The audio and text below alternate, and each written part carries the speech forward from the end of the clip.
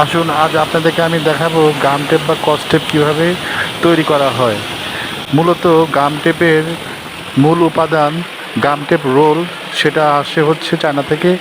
আর আমাদের এই দেশে গ্রাহকদের চাহিদা অনুযায়ী সেটা মেশিনে কাটা হয়ে থাকে, আর সেই কাটা অংশই আমরা হাতে পেয়ে থাকি। কার্টুন প্যাকিং, আসবাবপত্র প্যাকিং, বিভিন্ন কাজে আমরা বর্তমানে এই গাম টেপ কস্টেপ ব্যবহার করে থাকি।